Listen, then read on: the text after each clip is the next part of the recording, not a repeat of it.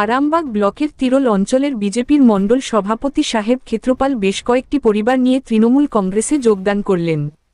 উপস্থিত ছিলেন আরামবাগ ব্লক সভাপতি শম্ভুনাথ বেরা, সহ সভাপতি রফিক শাহ, পঞ্চায়েত সমিতির সহ সভাপতি কাকুলি রায় ব্যানার্জি, তিরোল অঞ্চলের প্রধান বিলকিস বেগম, এছাড়া উপস্থিত ছিলেন তিরোল অঞ্চলের সঞ্চালক শেখ ইমরান, এছাড়াও অন্যান্য নেতৃত্ব ও কর্মীবৃন্দ।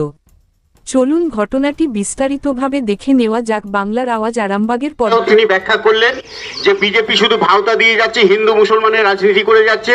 সেই জায়গায় দাঁড়িয়ে আমাদের মানবিক মুখ্যমন্ত্রী মমতা বন্দ্যোপাধ্যায় জনমুখী প্রকল্প নিয়ে এসে মানুষের পাশে দাঁড়িয়েছেন।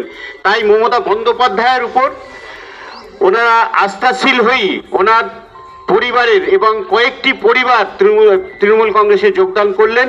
তৃণমূল কংগ্রেসে থেকে ওনারা কাজ করবেন সেই আশ্বাস পেয়েছেন, বা আমরা সেই আশ্বাস ওনাদেরকে দিয়েছি যে মানবিক মুখ্যমন্ত্রী মমতা বন্দ্যোপাধ্যায় তাদের পাশে লক্ষ্মীর ভাণ্ডার থেকে, স্বাস্থ্যসাথী থেকে, কৃষক বন্ধু থেকে, কন্যাশ্রী থেকে, রূপশ্রী থেকে বিভিন্ন প্রকল্পের মাধ্যম দিয়ে তাদের পাশে দাঁড়িয়েছেন।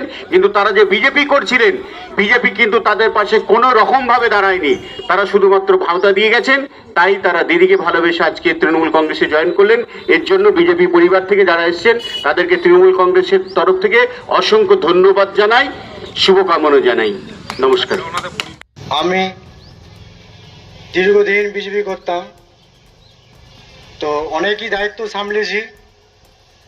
তো আজ যে দলটা করতে গেছিলাম, সেই দলটা একটা নোংরা দল, যে দলটার কোনো কিছু নেই, শুধু ভাওতাবাজি, দাঙ্গাবাজ।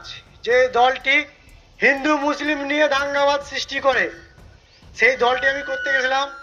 আজ আমি নিজের ভুল বুঝতে পেরে দিদির উন্নয়ন, দিদির কাজ, আজ দিদির সাথে আমি যুক্ত হলাম, দিদির দলে।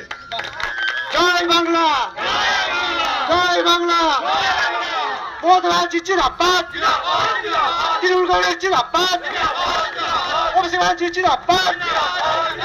বাংলা মায়ের দেওয়ান ছেলের কাজী গোচল জিন্দাবাদ।